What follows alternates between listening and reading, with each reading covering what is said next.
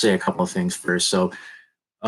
She's going to be talking about there was a court case, I guess a lawsuit where Brian Kolfage and Chris Kobach were celebrating this that they got dismissed from it, and they're celebrating it as if it's a victory. But what's funny about it, I guess, is that there's something about the lawsuit that actually proves what I said back in March 25th when I wrote pretty much, I think that was the last article I wrote, Brian Kolfage, A Pattern of Cons. And so if anyone's been following Brian, I'm sure you've all seen like numerous tweets and posts and all these things where he's constantly talking about breaking ground and construction starting, and you all said it was a scam and blah blah blah. But look at this caterpillar digging up dirt, or look at this fucking brick, or look at this whatever. And so what I said back in March 25th.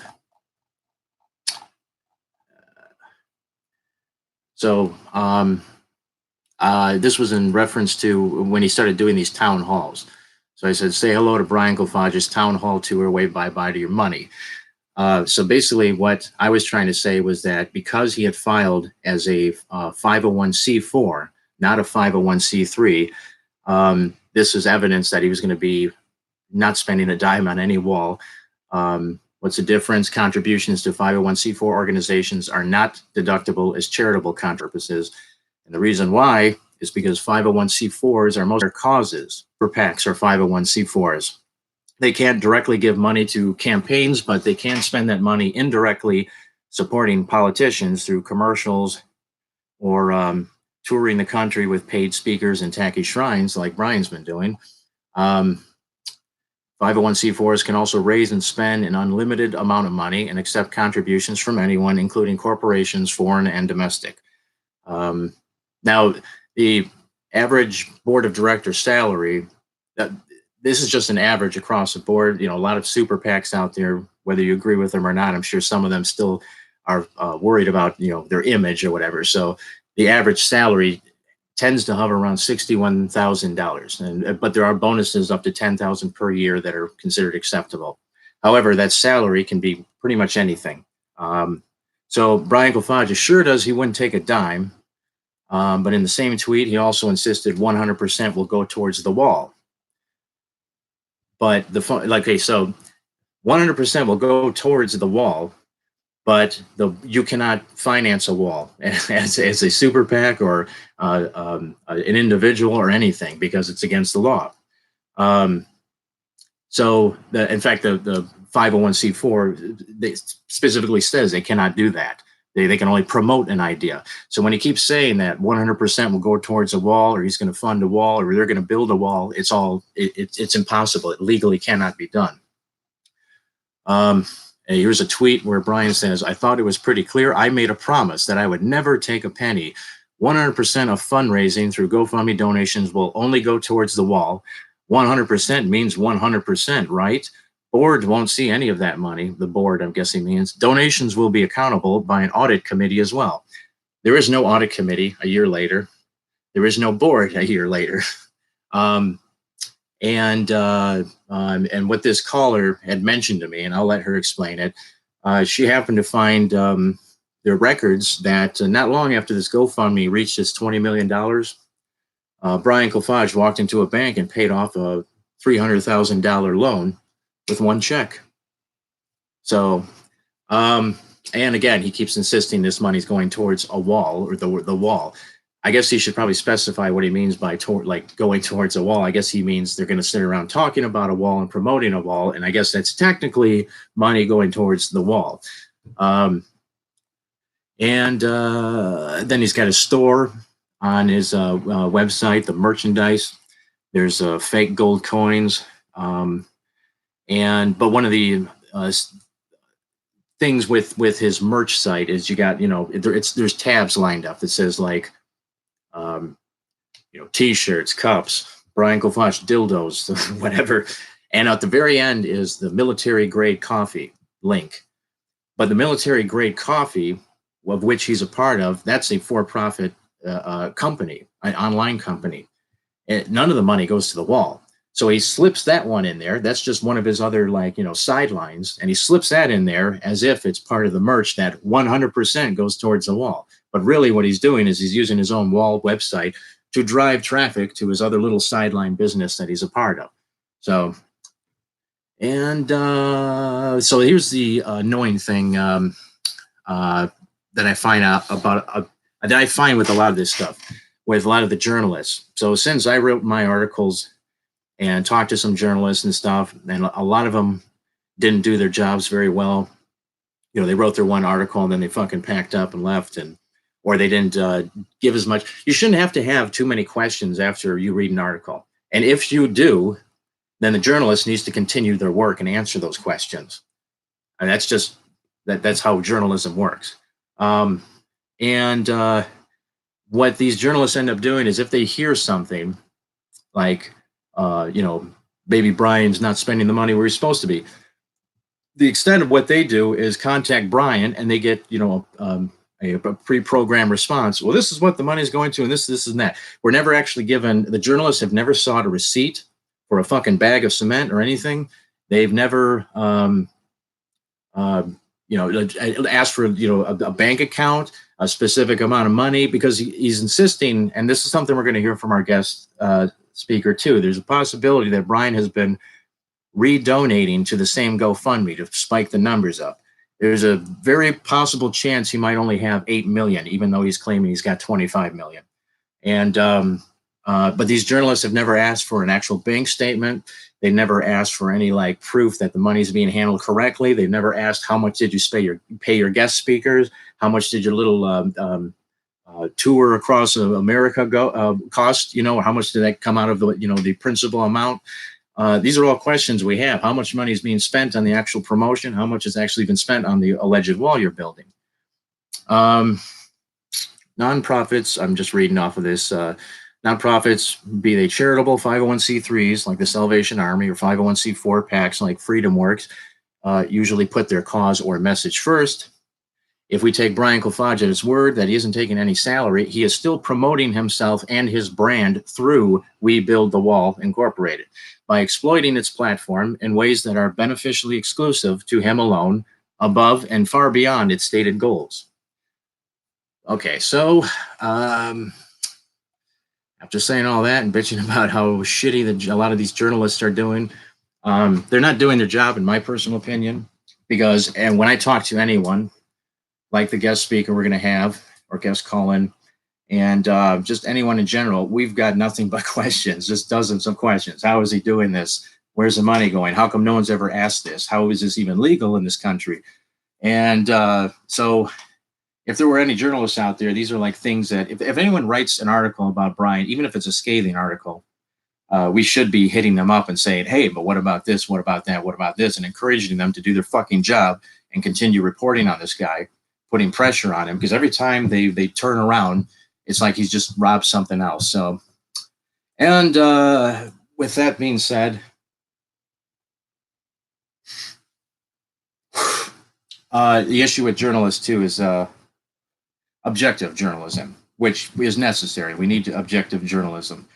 A lot of people confuse op-eds for objective journalism, but it's not. It's an opinion editorial. It's subjective, and sometimes it isn't even journalism. However, the great Hunter Thompson, when he wrote a scathing article on Nixon after Nixon died, he had this one part he wrote about objective journalism. So I'm going to read the Hunter Thompson bit.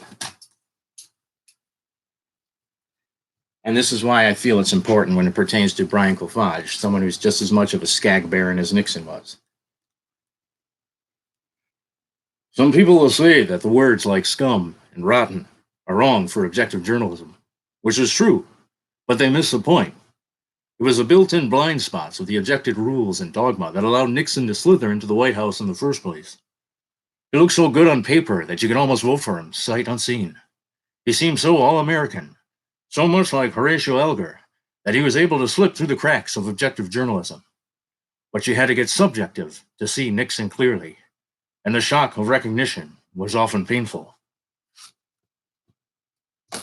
So, there's that. And let's see if she's ready to call in. How you doing? What's your name? Karen Roberta. Sounds familiar. Yeah. We might have met each other a long time ago. Oh, yeah. Grinder? Say again? Sorry, there's music on in here. Okay. Much better. Okay.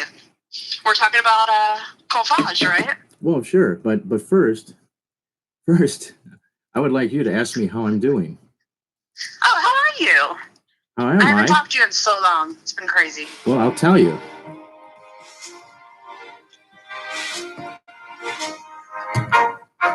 I feel a surge of deep satisfaction, much as a king astride his noble steed, when I return from daily strife to heart and wife, how pleasant is the life I lead. All right, so wonderful. Now, hey, who's dream big in the chat room? Why are they saying "fuck's sake"? What a joke. Who's who? Dream big in the chat room saying "for fuck's sake, what a joke." I don't know, actually. I can't see the. I'm gonna say shit. If they say stuff in the chat room, I'll say something. Yeah, I wouldn't worry about it. I wouldn't worry about it. Okay. All opinions are welcome. That's true. And mine are always right. So, I mean, if they want to, if they actually have some actual constructive criticism to explain why anything I'm doing is wrong or said is wrong, concerning Brian Kolfage, they're more than likely to go right ahead. I actually can't see the chat room for some reason. It's saying it won't work on my end. I can see it. So if people are too shy to call in, they can type their questions in the chat room, and Karen or Louis will be happy to answer them. And even if it's like, well, he proved he built the wall, hey, we'll answer that for you. Mm-hmm. So, because we know. Did you do your homework? Yes. Okay. I also want to make sure you might want to ask too. I just want to be extra sure that everyone can hear you just fine, and there isn't any, if I have to move my phone here a little bit or anything like that. Like in the chat room, is everyone saying they can hear you? Let me see. Test.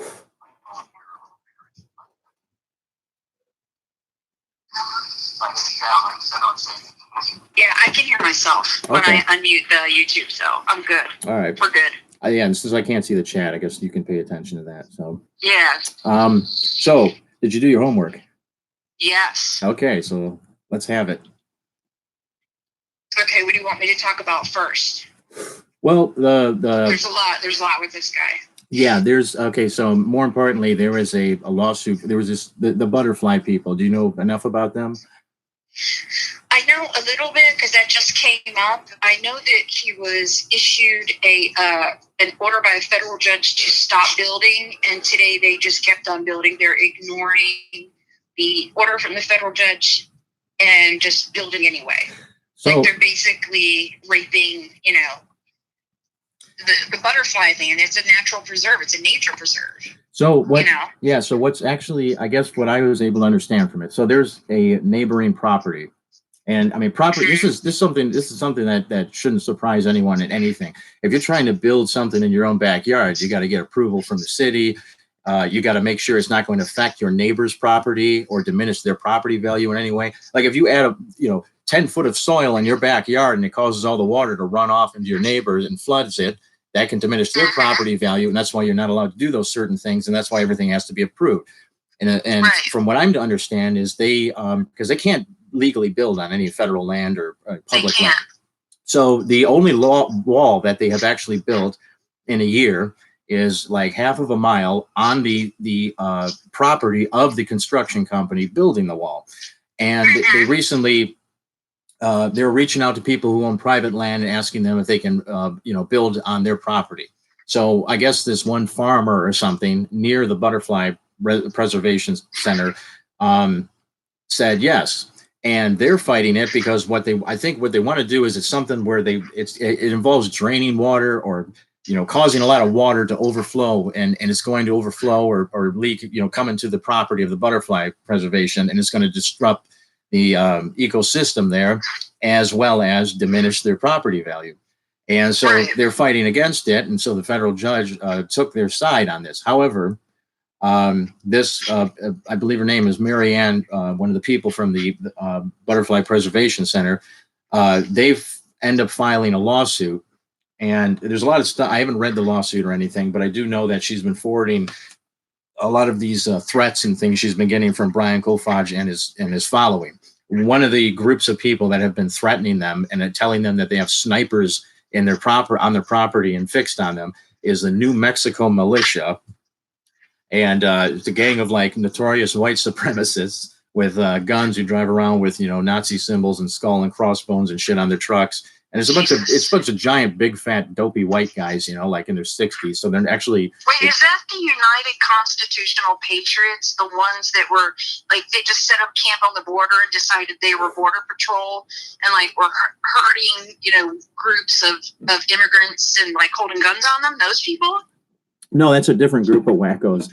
Oh, he has two groups of white supremacists. Yeah, there's probably about 10 of them, really, but.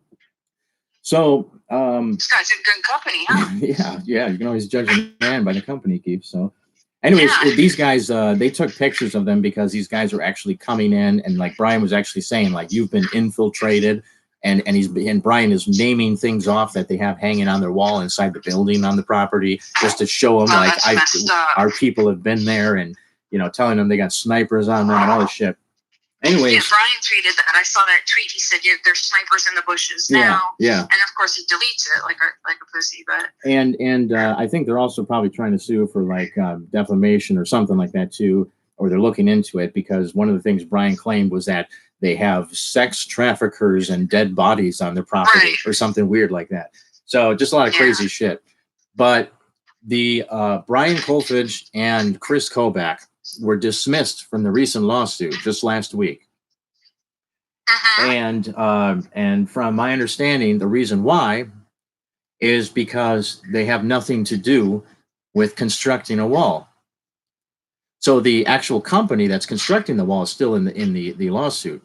But Brian and Chris Kobach and We Build the Wall Incorporated were able to be, and they were claiming this as like a victory, like we won something. But all they actually won was having their names put in this court document that proves what I said a year ago, what no journalist has been reporting on, that they haven't spent one dime on a single brick or a bag of fucking cement or anything. They have absolutely nothing to do with the construction. They're not financing the construction. They're not a part of the construction company. And Chris Kobach himself admitted in court, and this is actually, dictated in court and everything, we're just like cheerleaders for a wall. Right. And that's what cheerleaded a lot of money. Yeah, when that's the 501c4. We're just promoting the idea of a wall. So all this, we build a wall and we're building a wall and we're breaking ground and blah blah blah. Turns out I was right. They're just traveling the country and putting the money in their own pockets. But as long as they have a little as long as they have a little event or a little video or something every now and then claiming a wall, yay, a wall, they technically are doing what they're supposed to be doing according to the 501c4. And all these people are getting ripped off. And yet Brian has continued to post construction of a wall on private property being built by the construction company themselves out of their own fucking pocket and going, see the wall? You see what we're doing? Give us more money. Give us more money. Look what we're accomplishing. Give us more money. And apparently like that 1/3 mile in Sunland Park, New Mexico, like solved all the immigration problems. Like, really, a 1/3 of a mile, and it has a gate in the middle that has to be locked open because it was built on federal land. Oh, it's also the gate is, and they locked it open.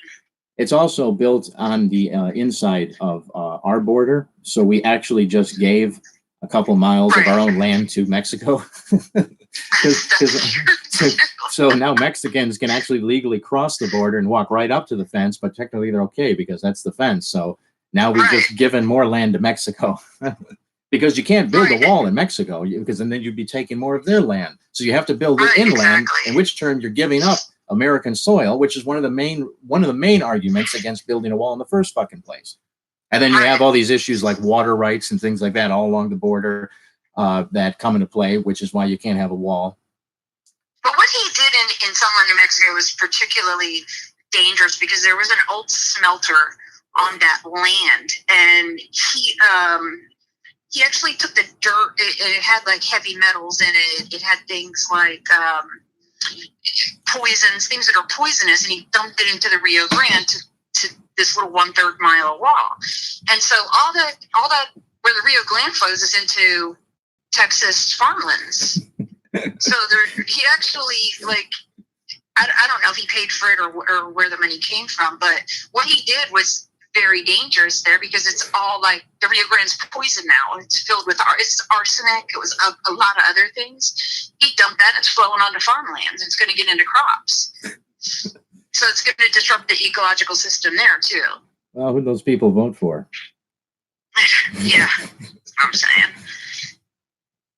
Yeah, so it's very dangerous, and then he's going to do the same thing here. And this is where the butterfly sanctuary. There's no high traffic. There's no sex traffickers. There's no immigrants crossing at that area. Their main like I think their main customers, if that's what you want to call them, are fucking school children from schools. Right. Like, come see the butterflies, you know. But all right, so there's that, and then you can go ahead and hit me with. I think you got some. Why don't you start with? You told me something about paying off a loan. Yeah, about. I don't know if they like won the lottery, or maybe the VA has upped his benefits to a couple million a month. But he just like rolled into the bank. 3 months after Rebuild the Wall started, he had collected about $20 million at this point. Who knows how much in checks and cash? Because he had like 2 different post office boxes collecting that money. And so he rolled into the bank. He paid off a $350,000 or $375,000 home equity line of credit that he had borrowed against his house, and just paid it off. It's sad. It's totally satisfied. You can look it up in down in Florida. Their records are all public. You can look it up and see where he just paid it off. So either he used donated money, he won the lottery, or he found $350,000. Or maybe he's just been saving all this time to pay it all off in one lump sum. Exactly. With his $2,200 a month VA benefit. Right. Yeah, and that he paid off that. So he has, because the house was given to him free. He got like $1 million home free through Gary Sinise, and he ran a scam on that too, where he ran a GoFundMe for the land. Yeah, and then I think that's where he really realized, oh my God, there's money in this, because I'm a triple amputee and a veteran, and people feel bad for me. And I don't know why people think if somebody's a triple amputee, they're not going to lie. Like, you know, if you blew Charles Manson's legs off when he was alive, would that make him a better person? I don't think so. Yeah. Well, about the Gary Sinise thing.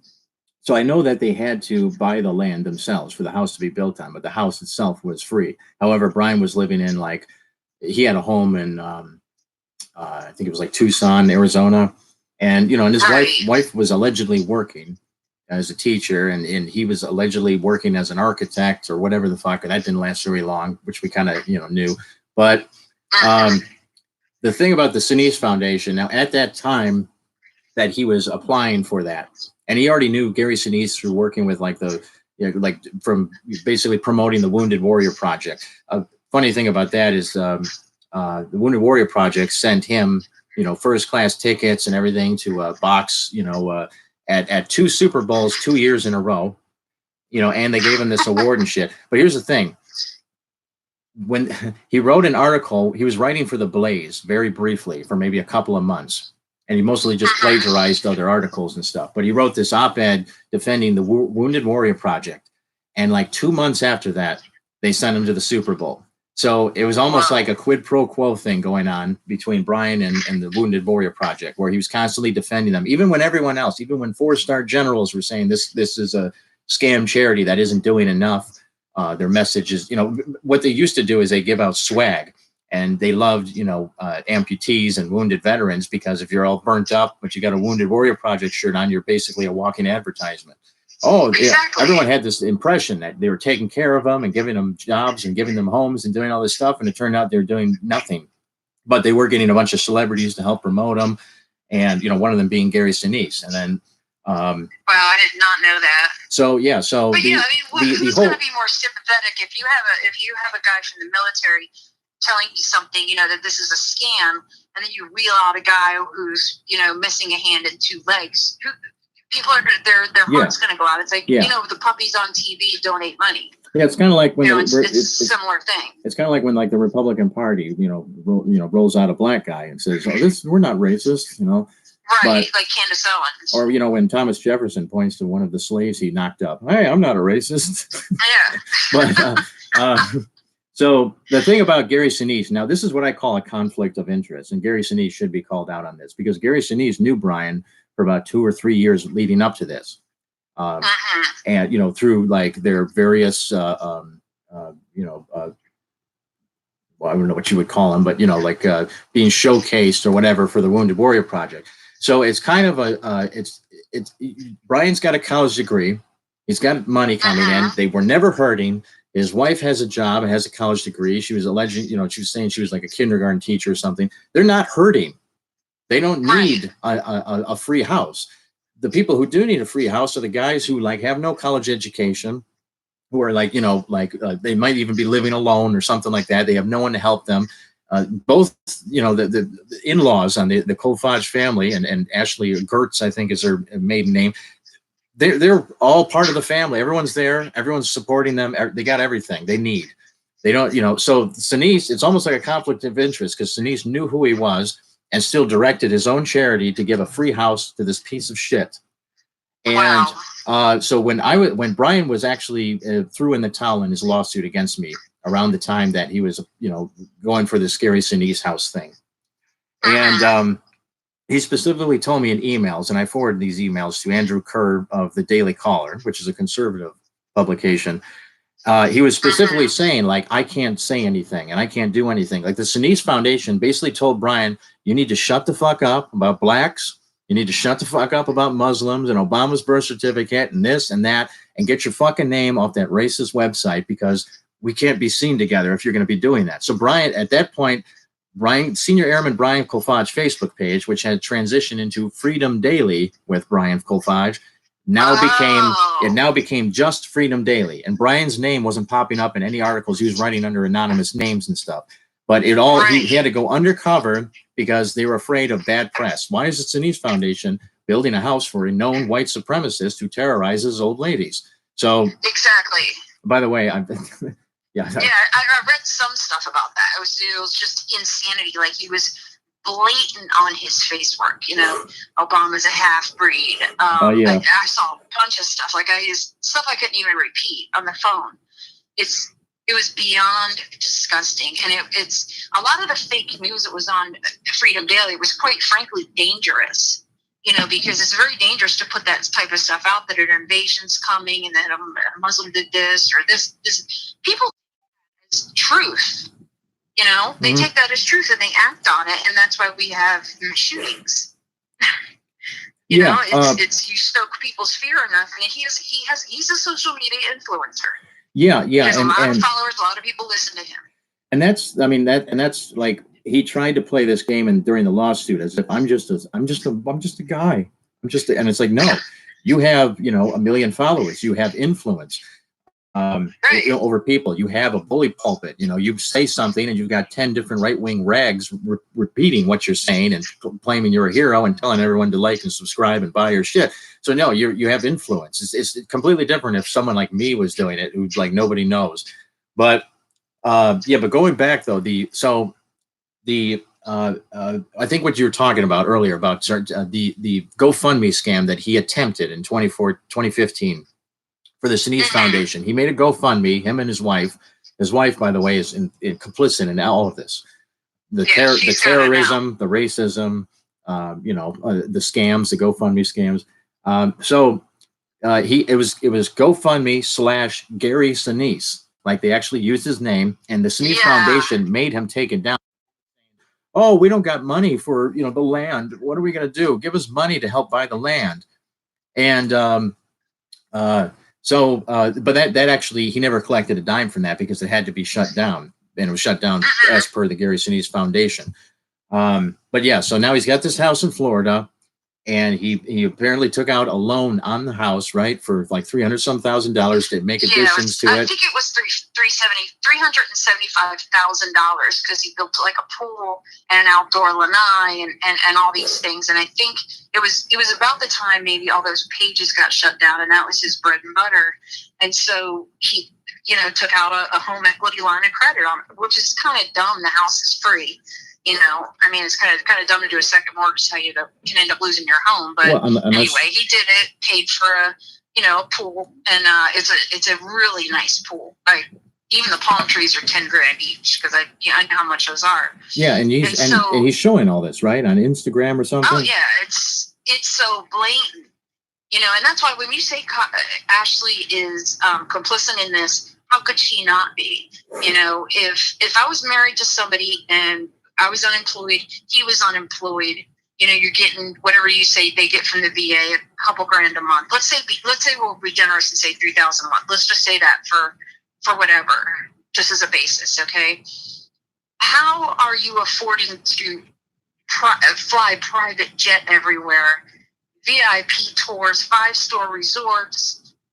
She's constantly shopping on Rodeo. I mean, even if they or I think Orlando's like down from the Panhandle, so that's like maybe a 3-hour drive from where they are. They take a private jet there.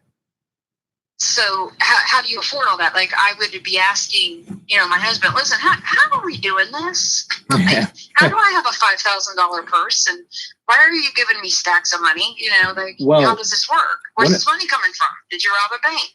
Well, one of the so she's got to know. Yeah, one of the first things I broke, which by the way, I'd like to take this time to call out BuzzFeed for stealing my story. But one of the news I broke, my own news story that I broke that I sat on for years and years was Brian Kolfage, his fake GoFundMe charity for it's called like the Wounded Warrior Mentoring Engagement Program, and he made a lot of claims that not one existed. It turned out one actually did exist. And he wound up raising about $20,000 for this. But the specifics of his, promise was that he and his wife would go around touring military hospitals, to mentor, recently wounded soldiers and stuff at like Walter Reed and, other military hospitals. So she's complicit in it, in the fact that the promise of the GoFundMe was that it was for her, for her to have a role in it to begin with. And what exactly would he mentor them? Like what? How exactly would he mentor them? He would say, by saying it's going to be okay. Yeah, look at me. Yeah, look. You may have. Okay, well, I could do that. Yeah. If you're going to pay me $20,000 to go do that, I'll do it. Yeah. Well, it's also kind of funny that like you actually don't need any money to do it. You can just once a year you can just hop in your fucking car and spend your own money and go visit them. You don't need other people's money to do it. But he never. He drives a Bentley. He never. It wouldn't be too much of a hardship. Yeah. Drive there in style. But it turns out he never visited them at all.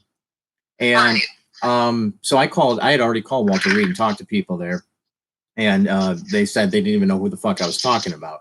And BuzzFeed later confirmed this when they called up and everything. They have no records of him ever being to Walter Reed or any other military hospital. So he just took the money and he pocketed it. I knew he was pocketing the money because I donated $20 to the GoFundMe. So I would get updates, because usually when you contribute to a crowdfunding campaign, if there's any update like, hey guys, your prize goes out here, or we're doing this here, you get, the special emails and, updates and everything. I never got a single one. And what I did notice, and I was so glad I took screen caps of so much of the posts and stuff he made, he was going back through his own timeline over a year and deleting the posts. The posts were no longer existing. So he was actually erasing the history that he ever ran this GoFundMe.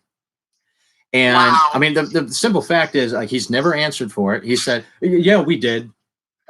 Some people are trying to say some stupid stuff, but no, we totally did. Okay, do you have a picture? Do you have a record? Do you have any, do you have receipts? Do you have a plane ticket? Do you have anything?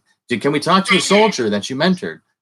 Do you have anything then? Prove me wrong. And I flat out said, if I'm lying, and that's if I'm lying, that is a pretty malicious and terrible lie, right? To say that you ran a fake charity for wounded military members and stole all the money. Like, I should be in court right now being sued, but I'm not. Why not? Exactly. So yeah, I mean, you would think someone with, wouldn't want someone like him would not want a bad reputation, so he would defend this. It's like right around the time it was, I think maybe a month after the GoFundMe for the wall started, somebody typed into GoFundMe his last name and found out he had a simultaneous GoFundMe. Yeah. And this one wasn't 16 grand, it was 73 grand or 75 grand. That was the Facebook And they posted about it. Yeah, which fight for free speech because he got kicked off Facebook for being a racist and harassing. And I could tell you exactly what it was. So he was trying to claim that Facebook stole his money. Here's what was happening. He was violating the terms of service by running multiple fake profiles. He was using those fake profiles to administer fake pages. Facebook was finding out, and this was both on the liberal side and the conservative side. Facebook was finding out this was a scam that these clickbait news websites were doing, where they would have multiple profiles and multiple pages, but they were all actually under one umbrella, run by one or two people. And what they would do is, if they owned sites like off Facebook, like Freedom Daily or whatever, they would then use these pages to spread the posts of various. They would drive more traffic to the websites, but everyone would think, wow, this site must be well liked because I'm seeing that on all these pages I like. patrioteagle.org and AR-15, Amosexual, whatever. So they have all their right-wing websites and stuff. We're all driving the traffic to, let's say, Freedom Daily. And Facebook uncovered this basically because this was a serious problem. This was all part of the fight against fake news that the American people have been calling about because Facebook played such a part in allowing this. And so Brian was paying money every month to advertise certain pages and stuff. When Facebook found out he was violating the terms of service and that these pages were not run by individuals, they axed the pages. Brian then in turn said, well, they stole my money because I gave them money to advertise. Well, that doesn't matter. Like, you violated the terms of service. So then he came out, and then of course he went on Huckabee and stuff, and they sat around and they made it sound like, how could Facebook attack a wounded warrior? And it all becomes this thing about how somehow he's being attacked because he's got no legs and this and that, and it has nothing to do with his actual behavior. And we're talking. I mean, he failed to mention all that on Huckabee. And Facebook. It's funny because Facebook got him for this violation of terms of service, but Facebook wouldn't do shit when he was posting people's homes and their children and their addresses and their phone numbers and death threats and all these other things. When he was terrorizing people, Facebook would barely do a goddamn thing. They took down a couple of things he did, but they never actually booted him off Facebook or anything. So, Facebook probably just saw him as being a threat to the long-term profit of the system they have in place, and that their decision was probably entirely financial. But yeah, so I know for a fact he was never going to sue Facebook, and of course he's back on. I mean, he's back on. He never left. So how could he sue? He never left. I mean, he got some pages taken down, but he still had his original. He still has his senior airman Brian Kolfage page, and he still has his original profile. It's just all the fake profiles he created got shut down, and those fake profiles were the administering these other pages and stuff. So those got shut down. So but he was actually using Facebook to advertise suing Facebook for kicking him off. Yeah. And I don't know if right-wing people just didn't notice that. Well, and my attitude is, if you don't like Facebook, because I hear these right-wing guys and stuff like that, the ones that I know, they are the ones that work and shit. They sit around bitching about Facebook and liberal Facebook, and now it doesn't even say husband, wife. It says partner. It's a gay agenda. And it's like, hey, here's an idea. Leave Facebook. Right. You don't like it? Get the fuck off. But they don't. They want to be there. They want your shit, and then they want your shit to be to abide by their fucking rules.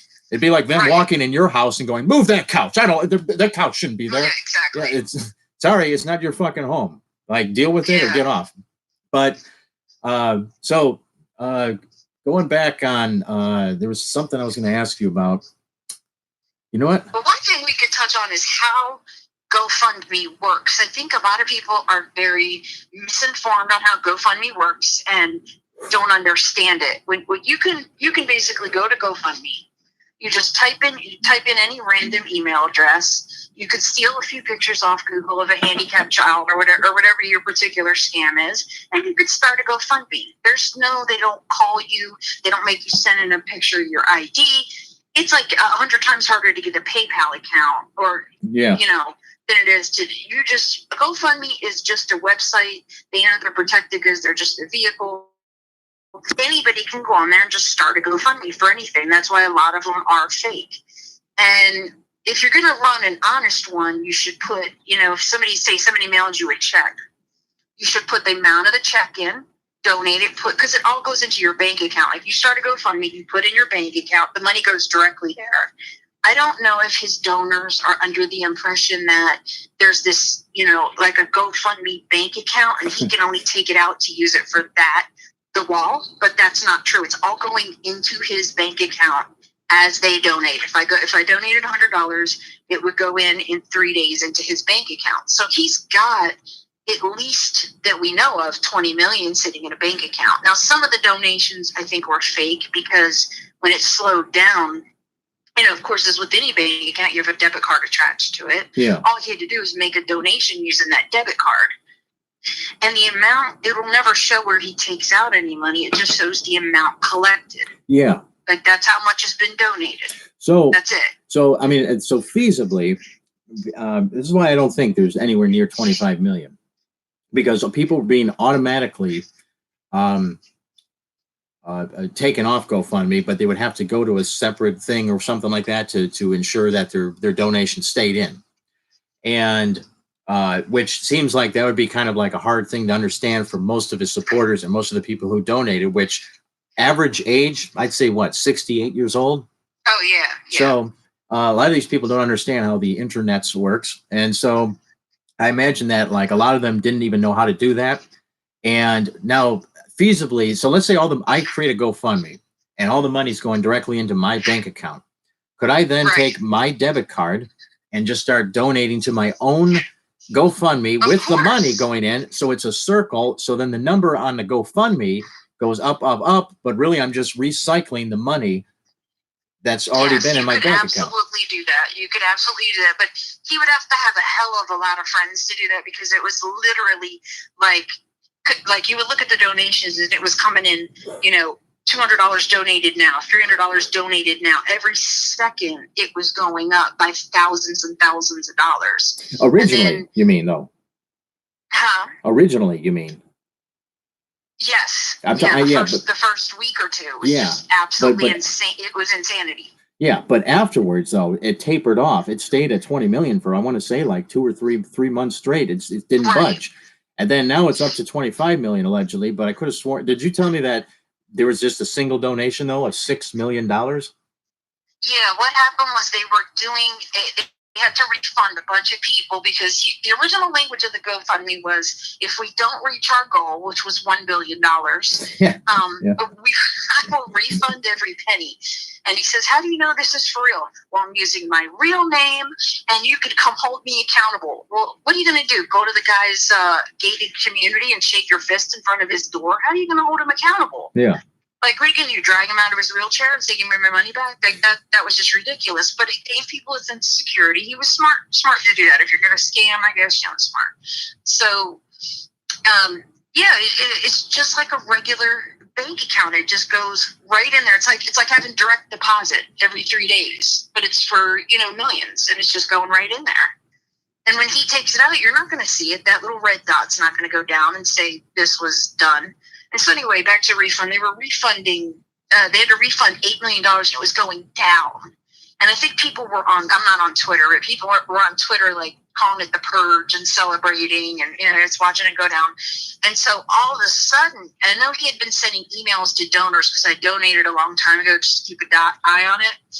He was sending emails saying, we can't get below 20 million because that's the Me Too movement GoFundMe, and we want to beat them, and blah, blah, blah, blah. So he, all of a sudden, when it started to get like 21 million, started to host 20 million, all of a sudden a $6 million donation went in under a company that doesn't even exist. Yeah. Like if a company was going to donate $6 million, When they would either put anonymous or they would put their name. Well, it was just a nonsensical company. Well, okay, I would say to this too. What would it even be worth to a company to donate $6 million? And number two, if you run a company that's even worth $6 million, you'd be smart enough to know that this is a fucking scam and that they can't build a wall. Exactly. So it's not like you actually believe that you're going to help build a wall. So, anyone with $6 million isn't that stupid. So I would assume that was the cash and or checks that he had from in another bank account that he just moved over to that bank account at that moment. Yeah. To not go under the 20 million. But is it possible? Because I'm telling you, what he's collected on GoFundMe is almost probably equal to what he's collected in cash and checks. But you can go to Instagram and see where people have $1,000 stacked up that they collected throughout their neighborhood that they're mailing to rebuild the wall. I don't know why, but they're doing it. And so the way the GoFundMe was set up was the original language was, if you didn't understand GoFundMe, the first thing you saw on there was a P.O. box. Yeah. And that's usually GoFundMes are not like that. Usually it's towards the end. Hey, if you don't have a credit card, you don't want to donate, here's a P.O. box, or here's my house address. Like, people don't usually set up P.O. boxes for charities unless it's a very big name, big money charity. And the P.O. box, if I'm not mistaken, the P.O. box, somebody had a picture of it. They traced the P.O. box, and it's literally like some tiny little strip mall in like the middle of Utah or some weird shit like that. Or like, it's like the worst looking strip mall mailbox. It's like a mailbox, etc. Yeah, totally, and he had totally some sketchy. of them going to Wisconsin. He had a P.O. box in Wisconsin and a P.O. box in Texas, and that was the original one. It was going to first place Wisconsin, I think. I could have sworn one was in Colorado or something weird. It was one of those weird middle states. And the person who was picking the money up claimed that I forget her name now, Amanda Shea. Amanda Shea, Shea. And she claimed that she had nothing to do with it. She's just a friend helping out and stuff. And then it turned out that she's actually a paid person within We Build the Wall Incorporated who handles his media or something weird like that. Well, she used to write fake news stories for him. Yeah, She would write the worst ones, calling black folks animals, calling it was some of the worst language ever. She has no problem as long as Brian's paying her. She'll stand on her head in the middle of a highway. She doesn't care. So supposedly she was collecting the money. Now that makes zero sense to me because he could just have the donations mailed to his home. I mean, I understand he's a wounded vet, he's handicapped, but does that mean he never gets his mail? Or is his wife too busy shopping to get the mail? Like, these things can be worked out. Or, she doesn't work. Maybe she could go to the P.O. box. But no, they were having it sent to Colorado and Texas, and I think that was so he wasn't collecting all the money in one state and couldn't be sued in that state, or that state couldn't go after him. Now he has 3 separate states that would have to file 3 different, whatever they'd have to file. Yeah. To get, where he collected the money. So it sort of spreads out the, criminality, if you will. Yeah. So, is it possible that the $6 million was the money that was already collected? So the anonymous donor was actually just Brian Kolfage taking the $6 million already donated and putting it back in, because I guess it would be a blow to his pride and everything, right? For the GoFundMe to actually crash and burn. That was the wording of the email was, we can't let it go below 20 million because that's with the Me Too movement, and we want to be the biggest GoFundMe. So that was the whole thing behind it. And it's always, all the emails, they come once a month and they all basically have the same blueprint. We're breaking ground next week, or breaking ground in 2 weeks, or breaking ground next month. We just need a little bit more to keep this going. And it goes on and on and on, and it never stops. And then it's like, one email will say, well, we need you to buy Brian's coffee because that's how he feeds his kids. He keeps a roof over his head. His kids are being fed on private jets. Yeah. Get the fuck out of here with that. And didn't you tell me, a roof over their heads. They're in $1 million fucking house with a goddamn luxury pool and a hot tub. Okay, but this guy's not living pillar to post. No. And didn't you tell me that the email came from Brian himself? Like, it came from Brian himself, and it said, it's like the second page. It said, now Brian doesn't know I'm doing this, but military. I'm not going to say the name. Military coffee is how he feeds his kids. He keeps a roof over their head. And I'm like, these kids have never even been to an airport. They've never flown commercial. They've only flown on private jets since they've been born. and they're like 2 and 3 years old, or 3 and 4 years old, I think. So come on with that. Yeah. By the way, if there's a comment in the chat room, I just want to read it. I want the watchers to know we're engaging them. DVRMTE says this dude is a real loser. A key section of the wall is built, and another stretch is going up as we speak. What a joke you are! Oh wait, you're the loser, Louis. Yeah. Well, here's You're the thing. You're the loser. Because a key section. What does that mean? A key section of the wall. A key section. DVR. So basically, it's a key section. A key section. Yeah. A section with a key. Yeah. No, it's a key. They're specifically building the wall on the construction company's own property. That was where all the rapists and gun traffickers came through. Oh, they all funneled through that one area. So now that there's a wall there, they're just all standing on the other side of the wall, scratching their heads and going, "Oh, yeah." Okay. What are the chances that DVR-MTE is Brian? I would say a 90% chance, because this is how he speaks. Yeah, I mean, a key section of the wall is how Brian would speak. So I think you're a legless fuck, Brian. Sorry. So okay, well here's the thing. I'm not gonna go there. He's got so many followers and stuff. So, I mean, okay, so here's the thing though. Has the guy My not mouth almost got away with me.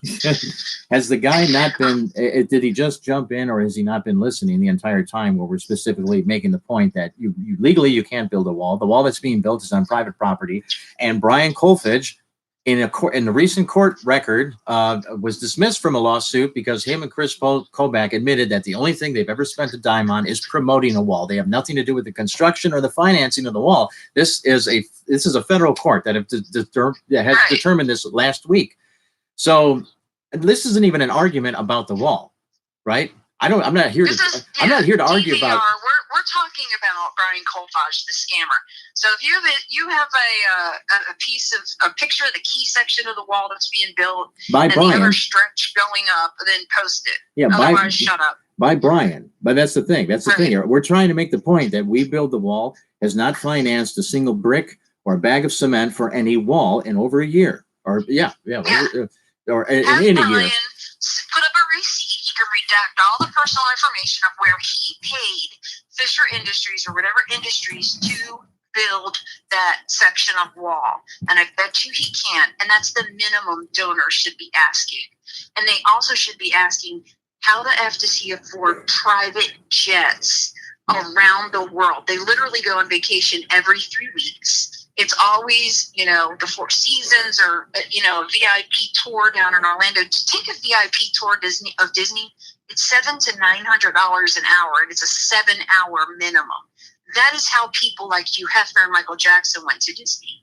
Or you name another, famous person who can't be exposed to the masses. That's how they go to Disney. There's no reason for Brian Kolfage to go to Disney like that. He's not that famous. Yeah. But he spent, he'll drop $40,000 on a 5-day vacation. He doesn't care. Yeah, or how much did he spend to meet, Don Trump Jr. That was like 30 grand. I think it was 30 grand a head, because they went, it was a fundraiser. Donald Trump wasn't even there. They went for a fundraiser for some country lady or something. And they got to meet, what's the creepy Trump son? Eric. What's his name? Eric, yeah. The creepy one. Yeah. Beavis and Butthead. Yeah, they met Eric Trump, and they met Jeanine Pirro, which must have been horrible to meet her. And they took pictures with them, and they paid, I think it was $25,000 to $30,000 a head, because they were sitting with John Voight in the VIP section. So that tells you what kind of people were paying for that.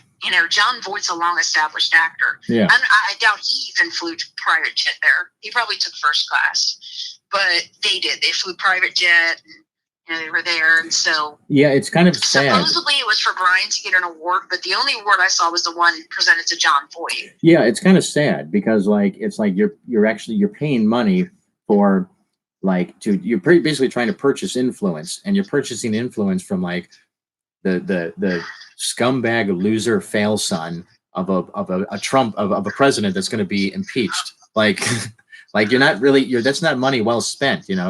Say what you want about the Clintons, right? And I'm not I always vote Democrat, but I've got my complaints about the Clintons. But at least when you bought influence from them, it took you places, Right. like they knew how to Yeah. stretch your dollar. But Donald Trump, Right. I mean, well, I guess they got something in common, right? Because Donald Trump ripped off a military charity for what, like 20 million.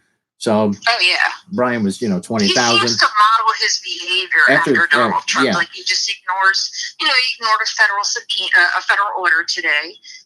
He basically has never been held accountable for any of the money he scammed. The money for the wall scam is pretty much about the same amount of money as for the, Trump University. So, well, as long as he keeps doing what Trump's doing, the thing, the only thing, and here's what's funny is, and this was my warning all the way from, back in March. And like, so technically what he is doing, well, it's the wording is the thing that should be illegal. The way he words things and the way, there's wiggle room for what he's saying, but legally what they're doing with the wall, it is legal, but it's a scam because they're insisting that they're building a wall and they're not, and they can't. That's the scam. But to actually create a 501c4 where all you do is you give yourself, a salary and drive around the country and go, well, let's have more fruits and veggies in our diet, then you technically you're doing what you're supposed to do according to a 501c4. But now, I guess see, I'm calling Brian out because he's a scammer and he's a pathological liar and a sociopath and a crook. At the same time, though, I find it funny when he tries to celebrate, like, look at my new car, or look at this, or look at that, or we're doing this and we're doing that. It's like, hey, don't you realize we're all kind of laughing because all you're actually doing is ripping off your own base? You're not getting our money. You're not scamming us out of anything. You're not screwing us over. You're screwing over, the people that are voting that you need, to vote for your party or your political cause or whatever, of which those people are dying off in droves, thankfully. And so, I mean, I'm wondering in 10 years, is Brian even going to have the platform he has today? Because so many of his, I doubt it, because they're dying off. The word's going to spread, because this is a pretty, the other scams were pretty small compared to this. This is, to over 25 million. I'm telling you, he got mailed so many cash checks. It was probably insane. Like whoever collected those PO boxes, one of them is going to be like, listen, you better give me more money or I'm moving in my mouth at some point. It's all going to go bad. Somebody will start talking. Yeah. But I think he's burnt his base, and that's why he's collecting as much as he can now, because he knows this is it. Well, this is the last hurrah. That and his base is dying off. Like, again, the whole reason he set up the P.O. box is because he knew that that 70% of the people who support him don't even know how to check their email. So they needed a P.O. box to actually mail a physical check to, because the GoFundMe scared them because there was too many big words. So these people are going to be dropping dead over from day one, from now all the way up for the next 10 years. They're just going to be fucking. If he's got 100, if this is 100% support now, in 10 years he'll be like this, and he won't be able to get any more people because everyone else is getting a little bit smarter when it comes to internet scams and things like that. And his politics are so outdated. They're being pushed out. I mean, if Trump's out of office in 2020, what is he going to do then? Like, what's his next year? It's not going to be anything. There's nothing he's going to collect money on. He'll go back to fake news and fake photoshopping stuff and pushing racism and claiming that everyone else is a communist, and that the liberals are coming to destroy everyone. And that's why you need to give me money to fight them. And he'll keep doing what he was doing under Obama, but that's all going to shrink because those people are dying off. But and that's another thing. Like, I pointed that out in even like another article, which I think is the most scathing thing. I bring this up to journalists too.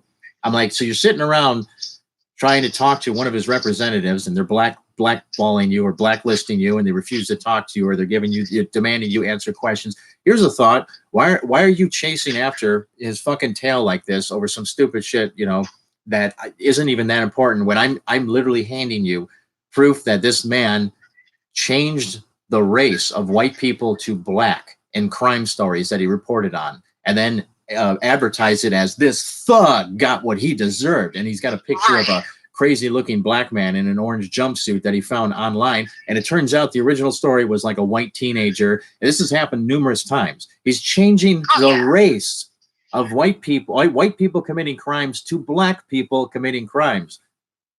Like, do you want to do a story on that so people know what type of person they're actually contributing to? Like, I think that's pretty important. You know, like you. I think so too, and I think none of them. I think Grant Stern is the only one. He was the one. He's really Grant's kind of the reason that the original Sunland Park wall got built, because people started clamoring. It was like 6 months, 7 months in, and people started like, "Where did our money go? You haven't done anything. You said you were breaking. He said he was breaking ground in February, January, February." April was a big date that blew through. Yeah. May comes, June, July. He still hasn't built anything, but we just need a little more money. And they're like, listen, you got $25 million. Where's the wall? And so somebody spoke up in Brian's camp and said that somebody that worked with him, Brian Kolfage, said he was broke. And after his fake news got shut down, and so he came up with the wall scam, and he's spending the money, and he had a yacht. All they have to do is look at him and his wife's Instagram page. Is all there. The Bentley, the 2 custom Range Rovers, the many, many, many vacations. I would say at least, I don't know, 20 pictures of them on private flights. And by the way, the planes get better. Yeah. Like it went from like a single engine Cessna to now they're on jets, and that is not cheap. Even A-list actors do not travel that way. Like you see professional athletes in first class and A-list actors in first class. They're not on private jets everywhere they go. Like if they go to a wedding in North Carolina, they're on a jet. So, and there's plenty of pictures of that. And it like all they have to do is say, well, how do you afford this lifestyle? Like, how do you possibly afford this when you guys work and you're on VA benefits? Now, he claimed at one point that the private jets were being provided by a charity, and absolutely not true. Okay. No, if you're a wounded vet and say like you have a medical emergency, you might be able to somebody to come pick you up in like a small jet, and like they'll throw you in the back and take you to the hospital. But they're not coming to get you, your wife, and your kids to go to down to Orlando to Disney World. It's just not. That's not going to happen, and they're not going to take you to Mar-a-Lago either. So it's a charity. That would be. It's in other words, it's not that this charity that Brian claimed was providing him the private jet flights is not meant for recreational purposes. Absolutely not. No, it's Carrington Jet, and he's always shouting them out. And if they don't know it and they're listening, they need to know Brian claims that Carrington Jet is flying him everywhere for free because he's a disabled vet. And if that's not true, y'all need to clear it up if you work for Carrington or you're the pilot or wherever you are.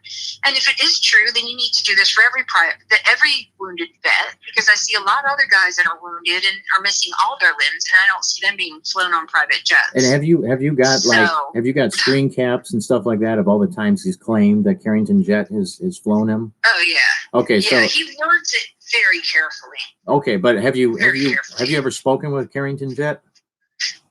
Yeah, somebody called.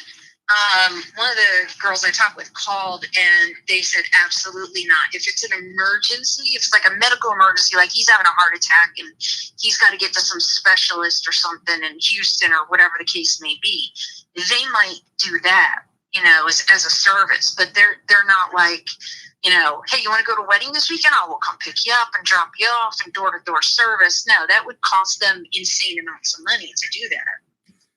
These things aren't cheap. The fuel's not cheap.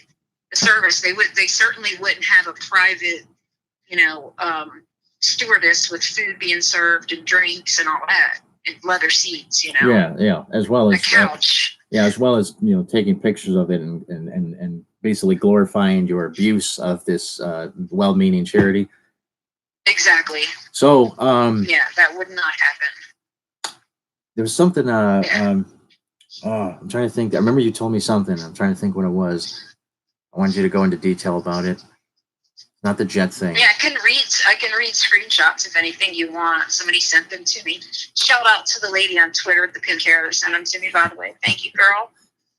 No, there was she sent me a bunch of stuff. There was something. I remember you discussed something with me. It wasn't the jet thing. Is it the breaking ground? No. Or I was right. Swag. I was going to remember. I was going to try to. I was actually going to ask it right after the jet. Clarify the jet thing, but and I forgot it already. But I know it was something. Oh, I remember. So here's what's going to happen, right? I have to urinate. Okay. But I want you to talk about the shack. You know what I'm talking about? The shack? Yes, the bed and breakfast. Oh, yeah. Okay, so I kind of know this story, so I'm going to excuse myself briefly, but you can go ahead and keep talking to the viewers about the shack. Okay. All right. So, Brian and Steve Bannon, and I think one other person, went down to the border to, quote, scope out land. And they sort of took this picture. It sort of looked like a porch, and it sort of looked like a shack from the angle he took it from. And he said that he had spent the night out there among dangerous immigrants crossing the border and all this. And one of my friends looked it up, and it was actually a luxury bed and breakfast that is it's actually such a nice place that you'd have to book it months and months and months in advance in order to get in. So he sort of took the angle from the outside because it is like in a desert area. He took it from an angle that did look like a rough structure, but no, it was not that. It was a very nice, marble floors, everything. And, so yeah, that's basically, what Brian did. But for those of you that are donors and want to look at Brian's Instagram, it's at Brian_Kolfage, and Ashley's Instagram is at Ashley Kolfage. You'll see a lot of her tits and her ass and all kinds of things like that. You also see a lot of racist things on Brian's Instagram, picking on kids too, which is, I think that's pretty low. Let's see what else. Let's see, I can tell you guys when Brian was supposed to be breaking ground before we built the wall. Let me get to that. Okay. When Brian was supposed to be breaking ground for We Build the Wall. Okay, here we go. He tweeted on February 11th of 2018. So that was earlier this year, almost a year ago, really, if you want to get down to about maybe 10 months ago. He posted, breaking ground very soon, we think. Have a land deal next week to build on. That was on February 11, 2018, 10 months ago. Then he just kind of blew by that. And then he was into April. April's going to be a big month for this historic project. We anticipate breaking ground on our first segment of wall on April 11th. We will finally be finished with the GoFundMe opt-in, opt-out process that has caused so much confusion. Breaking ground is our moment, and we don't want the refunds to take away from what we've worked so hard to accomplish. That means we only have about 2 weeks to get our fundraising campaign moving in the right direction. If you're still with us, I need you to do 2 things. Number 1, continue to contribute at, I'm not going to say the link. 2, spread the word about what's really happening with Rebuild the Wall to your friends and family. We cannot trust the corporate media to tell the truth about us. We are counting on you to help us get the truth out. That was neither one of those things happened in either February nor April. And then that's about when Grant Stern's piece came out. And then all of a sudden, a third of a mile, get that straight if you're listening, you donated, you have, the only thing Brian has produced, and it turns out he didn't even pay for it, is 1/3 of a mile in Sunland, Texas. And so it was once the media and his donors amped up things on him. That's when that got built. Let's see. Okay, then on April 12th of 2018, Brian tweeted, "It's coming. We had to focus on finding land, surveying. We are about to begin." April 12th, we're breaking ground near the end of this month. We'll announce and send invites to donors for the ceremony. So if you were a donor, did you get an invite to the ceremony, the opening ceremony for the wall? I didn't. I was a donor. April 10th, in a response to somebody who dared to ask where their donations went, we break ground in a couple of weeks. Maybe if you followed along, you would know, says Brian. They never did, so I don't know why I guess that's why you didn't know.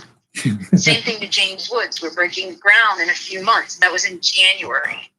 Some of these aren't in date. April 12th, Brian was in Mexico and says, we will be breaking ground in weeks, hopefully by the end of this month. Never happened. Yeah, I have them from January, February, April, May. That's tons of them. Where he's breaking ground. He has land deals. Just tons of stuff. This is Mar-a-Lago private flight he posted about on Instagram. Let's see what that says.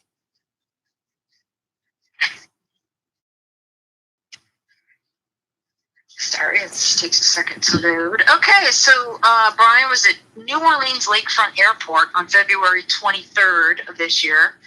Yesterday had an 8-hour snow delay in Arizona. Misconnecting flight to Destin. Finally got on one. Went to land in Destin, had to bail and divert to New Orleans. Called Veterans Airlift Command, and they saved the day to fly me to Mar-a-Lago in time for the event tonight. Off we go. So Veterans Airlift Command, apparently he's implying they flew him there for free. I doubt that. We can always call them and find out. Yeah. Are you back? Oh, yeah, I've been back, yeah. Okay, cool. Hey, I was going to ask. Is there anything else you want me to read? Here's something from Vixen Girl. Whatever happened to the contest he was holding? This is a good thing. Good. I'm glad you brought that up, Vixen Girl. I don't know if you know this, Louis, but he actually ran an illegal contest. It was a raffle, but you had to donate to join the raffle, which is against the laws down in Florida. You cannot have a raffle and demand somebody donate to join it. He did that. Bunch of people donated, and we're going to win a flight to Mexico to see the wall. I don't know anybody who would want to stand in the desert and look at a wall, but I guess his donators do. What wall? So, though? I guess the wall he was going to build in Mexico. Yeah, in Mexico. Sorry, on the border of Mexico, I meant to say. Mm-hmm. So, yeah, he had this raffle, and they donated, and then nobody won the raffle. It just kind of like went away, but he got the donations, and that was against Florida law. So I don't know what's going on with that. But he never like read the raffle off or anything. Like, no, he never raffled anything. Nobody never won. Maybe his wife won. I think she wins the raffle every day. Yeah, with Brian. I don't know. I mean, she's look what she has to do for it, though. I mean, come on. Yeah, come on. I know. There's no way I'd put up with that. Yeah. I don't know. I couldn't be proud of somebody I was married to if that's what they were doing. Stealing, scamming, and lying. I couldn't spend the money like that. Like, you know what the thing is? You know what the thing is that makes it like more disgusting than like a drug dealer? Like a drug dealer, it's like he's not faking anything. He's literally going, this product is illegal, but I'm taking a risk and I'm selling it to you. Give me the money and that's it. Like, I am a criminal. Right. Like that's what the mafia did. We are criminals, but we do this. Do you want it? Okay. Right. Like, there's more respect. Well, at least with drugs, you do get some sort of tangible thing back. Well, I mean, yeah, that's my point. But they're not hiding the fact that they're criminals, though. Like, this is like he's pretending he's hiding under a banner of like, patriotism and the American flag and like just helping veterans, helping this, and it's all lies. It's all just going, into his pocket or to further his brand or his interest, his personal interest. Like, that's what makes him worse than like an actual criminal. Like, he's a criminal, but this makes him worse than an actual criminal. And he's scamming, like, literally he's scamming like old ladies and people with dementia. Yeah. Oh, you see it. Like, if you, I don't have a Twitter account, but I can search it. Like, and you'll see people, hey, I'm on a fixed income, but I gave what I could. I'm giving every month. And that's sort of, because I really don't care if the right gets scammed. Like, if you're dumb enough to donate to somebody, that's on you. I feel bad if it's like they were representing a handicapped kid, but to donate to build a wall is pretty dumb. Yeah. But I do sort of feel bad for the elderly people that are given everything they can, then. Because sometimes people, whether their ideology is flawed, sometimes they give to something because, like, like they want to feel special and a part of something or whatever. Like the Brian, Right. what Brian Kolfage has, it's not a political movement and it's not even an ideology. It is a cult, and it's a personality cult because he's right up at the top, demanding worship and praise constantly, and he expects total allegiance and loyalty from even like the most basic follower. They should never cross him. They should never like criticize him. Um, what he's expecting from his own followers is what your average like actor or musician doesn't even expect from their own fans. You know, Right. like total and complete adoration and servitude, and yeah. So this is a cult, and right wing politics in general have become a cult. You know, the whole Donald Trump supporter, that they're a cult. They you can show them evidence, and they literally will just say, nope, it's a complete opposite thing. And it's no different Right. than you know any than a Jim Jones cult or Scientology or you know, or Nazism. And it's the same thing. It's this like circle your wagons and everyone's against us and everyone better step in line or else and don't question this and just do this and what you're going to return for it is this promise that you're part of this like you know absolute truth and this you know this shining you know like image of patriotism and yeah like it's pretty much what religion offers in a way. It's like you're part of the right thing and the absolute truth and the good fight almost and exactly this. what it is. It's Yeah. like his own religion. Yeah, and that's what he's selling, and it's like you know give me money and suck my dick and you get to be part of this fan club where we all get to march around telling everyone we're better than you and you don't deserve to live here and you deserve to die and the laws and the rules don't actually apply to us and the ends justify the means and that's what kind of makes it and they are looking for lone wolves. That's what you're talking about him being dangerous or whatever.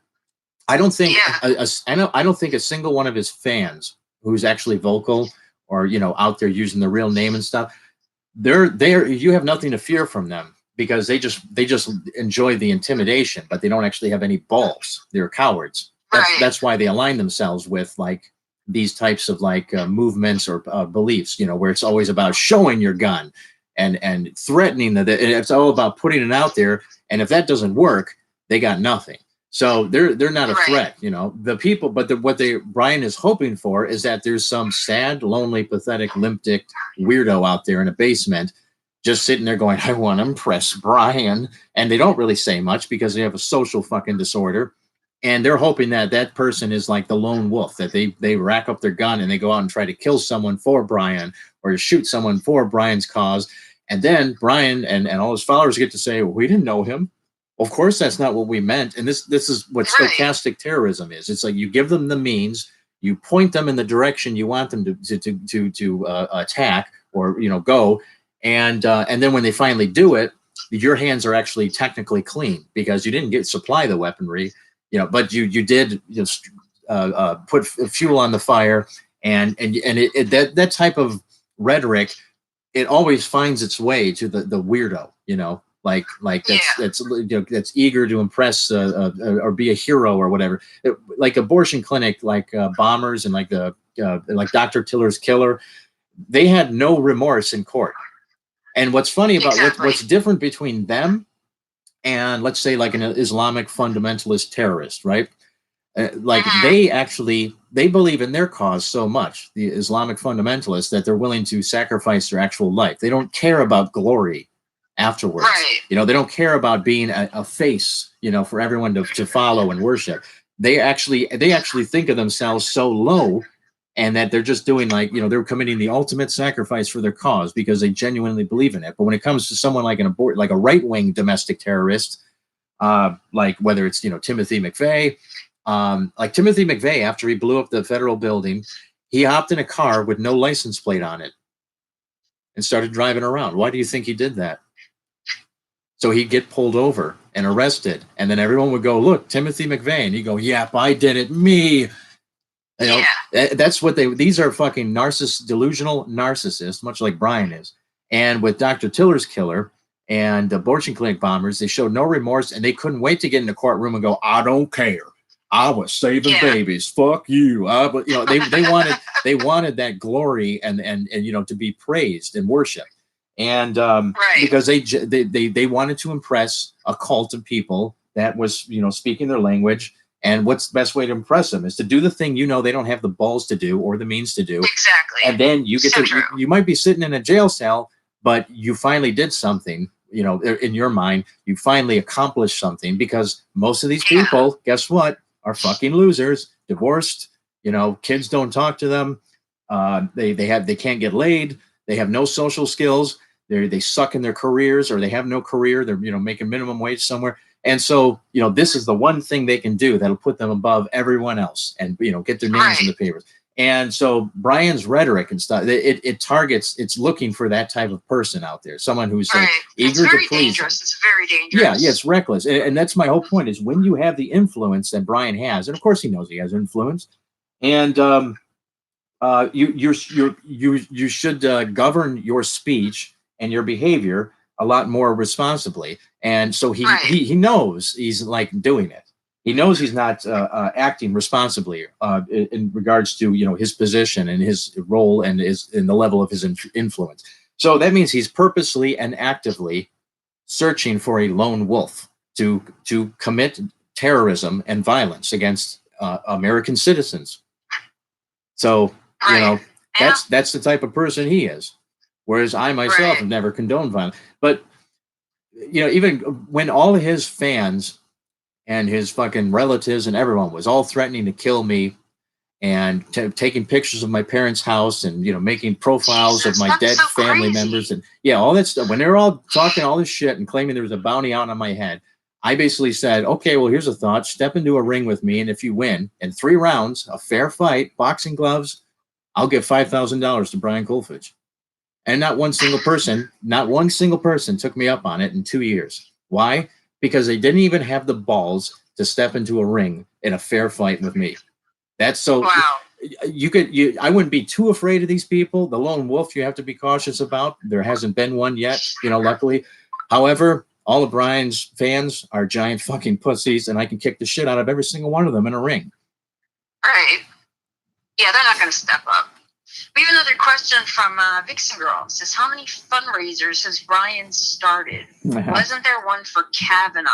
Well, I don't know about the early ones. Louis, what are the early ones? The early, because you know about all that. I don't know about the early stuff. Yeah. I wonder if I'd have to pull them up. I know there was the brain surgery guy, Herb. Wade Herb, yeah. He tried to steal the money from that.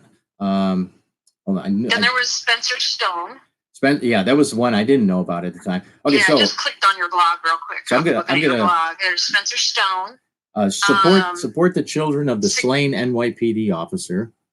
Yeah.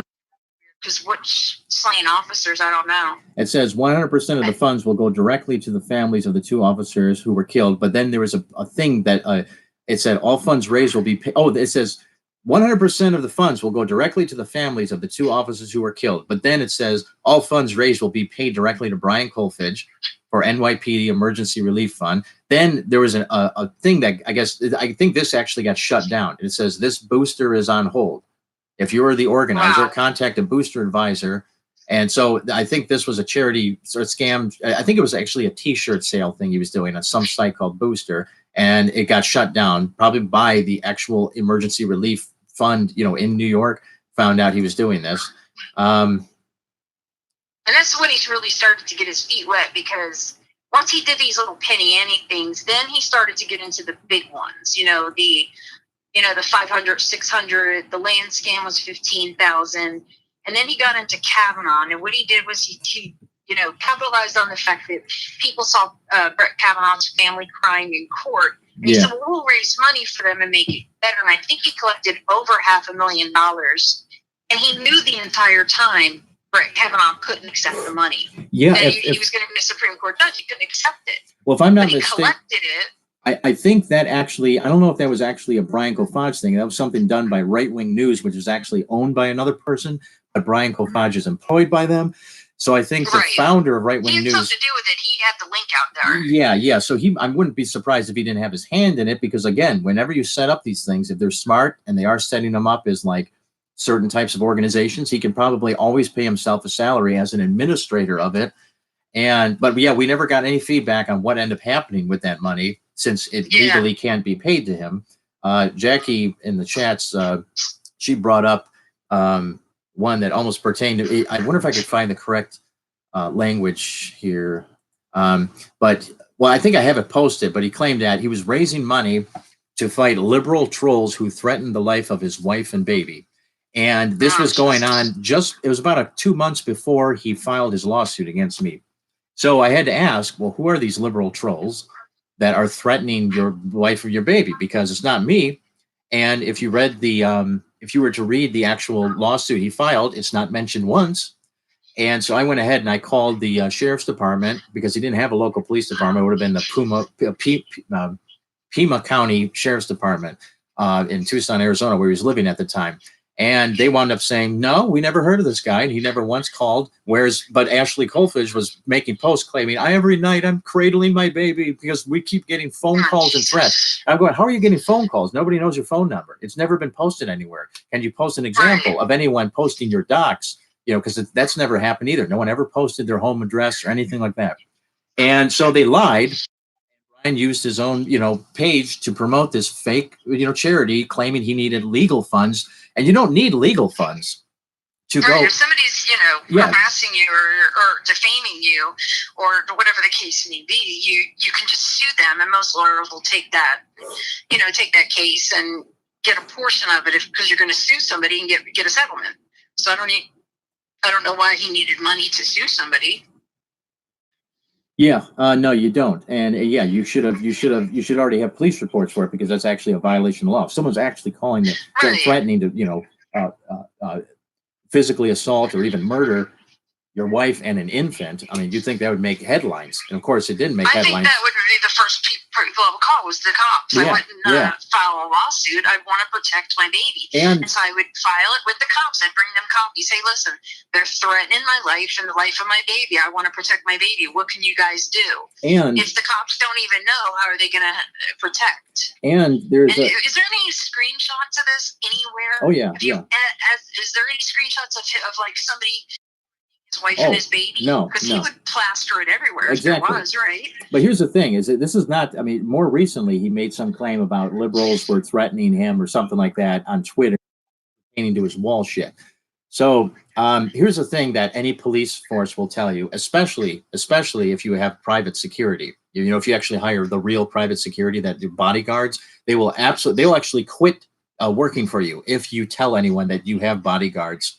Or that, but what everyone will tell you is if you are actually being threatened, you never post about it, or whine about it online, or try to tell everyone that I'm being threatened, because it encourages them. So this is a basic criminology. They found out that these people get off on that. If there's actually somebody threatening you, they go, "Ooh, they're talking about me. I'm going to threaten them more. I want to get more. I want to be mentioned more in the news or whatever." So every police force, everyone will tell you that if you get threats, you're supposed to actually kind of shut the fuck up about it. Otherwise, it eggs them on. Yeah, and plus you jeopardize the investigation. So the guy that stalked Madonna actually made a career out of it. I think he had a website. It was like MadonnaStalker.com, because he got notoriety from stalking Madonna and breaking into her property. So yeah, people that are going through that want to keep it under wraps. They don't want to give the person, more spotlight or more attention, because it encourages it more. So do you have anything else you wanted me to read? Because I got to get back to work. And, no. Is there anything else? Because I definitely want to do this again, because there's so much more we could dig into. And, Brian Kolfage or any of his donators or supporters, listening, you can call in too, or you can make a comment in the chat room. We'll answer it. Like, if you really legit think he's building a wall, or you have proof, post it. Yeah. Post it on Twitter. I'm always looking in Twitter, I'm not on about look. Yeah. I'm on Facebook. I'm not going to put out my name, but, I actually said it was Karen, but I guess I did put out my name. But yeah, the thing, no, I think I don't want to take this, carry this on too long, since there's so much to talk about. We can just stretch this out for weeks. But Yeah. the most important thing that the reason why I wanted to do this live stream was specifically regarding what came out in the federal court last week that when Brian and Chris Kobach were dismissed due to their complete and total lack of involvement in constructing a wall. And that's what I think is most and that telling. even shocked me. Like, I legitimately thought he had spent some of the money Yeah, to some of build it. that wall down in Sunland, New Mexico. I legitimately thought that. And then to find out he only paid for like 5% of it. Well, that's what they That's claim. crazy. That's what they claim. They said they can pay up to 5%, but they weren't able to prove it. And yeah, Oh, damn. so they haven't spent a dime. They actually haven't spent a dime. And then Brian later on tried to defend this, and I guess text messages. I remember you showing me where he essentially said, down the road, they could be potential investors down the road.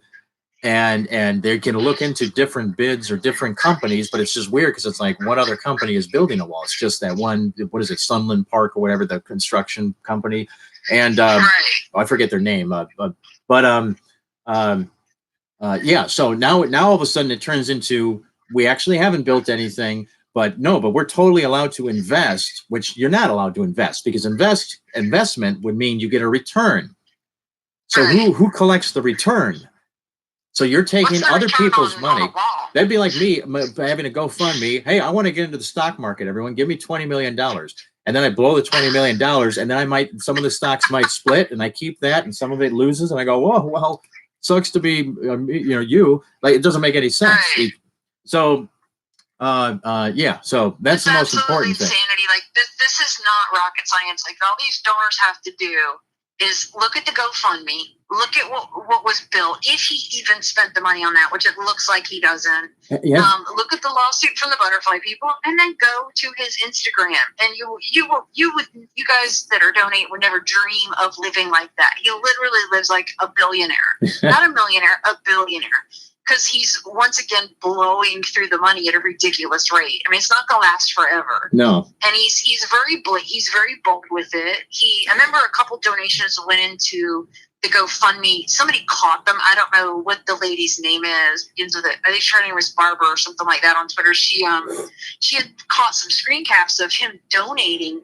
Says it said the name was Robin DeBank that donated. So it's basically him throwing donations back in under robbing the bank. Yeah, and then there was some nonsensical ones where he just pounded on the keyboard. Yeah, so just a series of letters and stuff that he's quickly just doing this, coming up with fake names to resubmit donations to spike the numbers up. Very easily, if you want to do anonymous, you just check a box on GoFundMe and it's anonymous. Yeah, there's one more person, Hudat in the chat room says, you guys are great, thanks. Thanks you.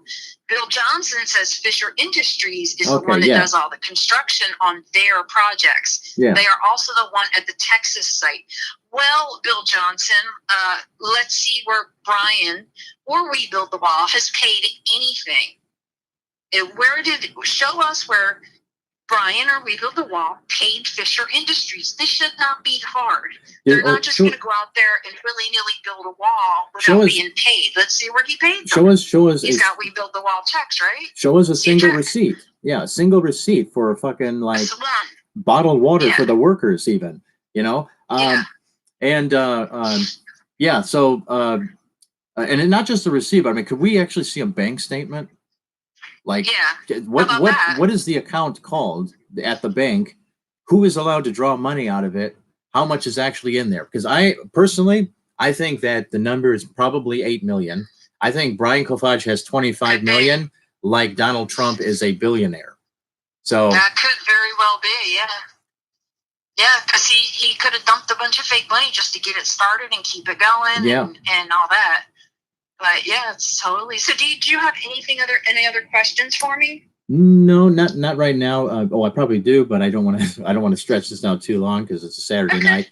Oh, Bill Johnson says, I agree with you. Just answering the question on which company they work with. Okay, Bill. Sorry about that. I didn't mean to be sarcastic with you. I thought you were defending him. My bad. I got the impression. Thank you, Bill. I got the impression that that's all he was doing, and I was like, "Oh boy!" Like, yeah, because I just saw that the there is in parentheses. So yeah, I just read you wrong. Sorry, Bill. All So right. is there Well, anything else you want me to read or answer or anything? We can do this again next week because there's so much more on this guy. yeah. We'll plan something out next week. I Okay. want to see. I'm hoping that this. I'm not sure how this works. If there becomes a new link after YouTube saves this conversation, or if this same link will Yeah. just go to the video that this was. But I'd like to get this kind of like pushed out there.